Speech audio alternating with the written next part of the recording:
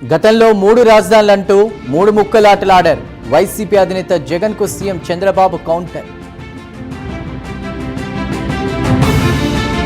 హైదరాబాద్లోని తుమ్మిడికుంట చెరువును పరిశీలించిన సీఎం అక్కడి పరిస్థితిని అధికారులను అడిగి తెలుసుకున్న రేవంత్ రెడ్డి.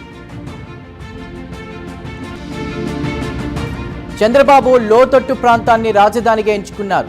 మా విగన్ కు ప్రజల మద్దతు పెరుగుతోందన్న మాజీ మంత్రి అంబటి. హైదరాబాద్ నోవాటెల్ హోటల్లో Asian textiles conference. CM Revanth నాయకత్వంలో తెలంగాణ దూసుకెళ్తుందన్న మంత్రి తుమ్మల.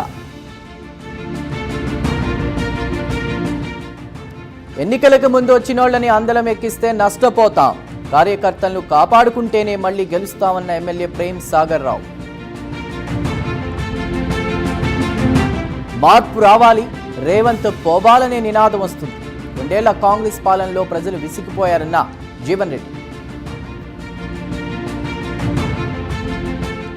పేదల కష్టాలు రేవంత్ సర్కార్కి పట్టడం లేదు. ఫీజు నియంత్రణ చట్టం తీసుకురావాలని కవిత డిమాండ్.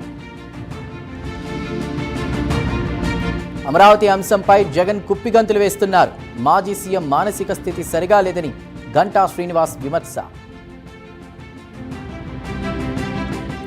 గచ్చిబౌలి పిఎస్ పరిధిలోని పబ్బుల్లో ఈగల్ టీం తనిఖీల్లో 8 మందికి డ్రగ్స్ పాజిటివ్. పిఎస్కు తరలింపు. మాచర్ల అత్యాచార ఘటనపై పోలీసుల విచారణ వేగవంతం. నిందితులను కఠినంగా శిక్షిస్తామంటున్న పోలీసులు. జూలూరుపాడు, సుజాతనగర్ మండలాల్లో మట్టి మాఫియా. అధికారులు పట్టించుకోవడం లేదని స్థానికుల ఆగ్రహం. నల్గొండ జిల్లా మునుగోడు రైతుల ఆవేదన. ఉదయ సముద్రం ప్రాజెక్టు నీటిని విడుదల చేయాలనే వినతి. కొండగట్టు ఆంజనేయ స్వామి ఆలయంలో భక్తుల ఆందోళన. సౌకర్యాలు కల్పించడంలో అధికారులు విఫలమయ్యారని ఫైర్. తిరుపతిలో సెక్షన్ 30 అమల్లోకి తీసుకొస్తూ ఉత్తర్వులు. ఎలాంటి ధర్నాలు, ర్యాలీలు చేయొద్దని హెచ్చరికలు.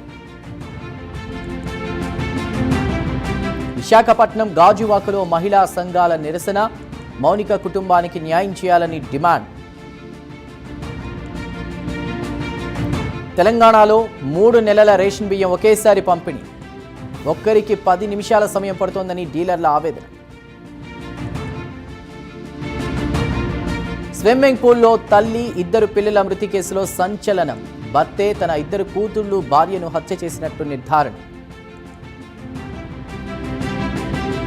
తూప్రాన్లో ఉద్రిక్తతల మధ్య శ్రీరాముడి రథోత్సవం. రథంపై కూర్చోవద్దనడంతో బీఆర్ఎస్ కాంగ్రెస్ మధ్య వివాదం. కొమ్ముగూడెంలో రెచ్చిపోతున్న అక్రమ రేషన్ రవాణా. వ్యాపారులు, వ్యాపారానికి అడ్డొచ్చిన సివిల్ సప్లై అధికారిపై దాడికి యత్నం. గుంటూరు జిల్లా లాలాపేట పిఎస్ ముందు మహిళ ఆవేదన. తన భర్త చంపాలని చూస్తున్నాడని వాపోయిన బాధితురాలు. విశాఖ జోన్లోకి కొత్తగా 7 రైల్వే స్టేషన్లు. హర్షం వ్యక్తం చేసిన కేంద్ర మంత్రి రామ్మోహన్ నాయుడు. తమిళనాడులో కాకరేపుతున్న అసెంబ్లీ ఎన్నికలు. 27 స్థానాలకు అభ్యర్థులను ప్రకటించిన కాంగ్రెస్.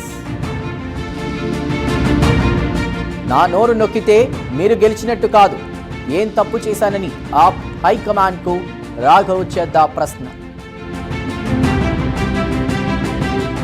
పాండిచ్చేరిలో అసెంబ్లీ ఎన్నికల హడావిడి. బీజేపీ నేతలతో కలిసి ప్రధాని మోదీ ర్యాలీ. అమెరికా అధ్యక్షుడు మరోసారి కీలక వ్యాఖ్యలు. అతి త్వరలోనే హర్మూజ్ జలసంధిని తెరుస్తామన్న ట్రంప్.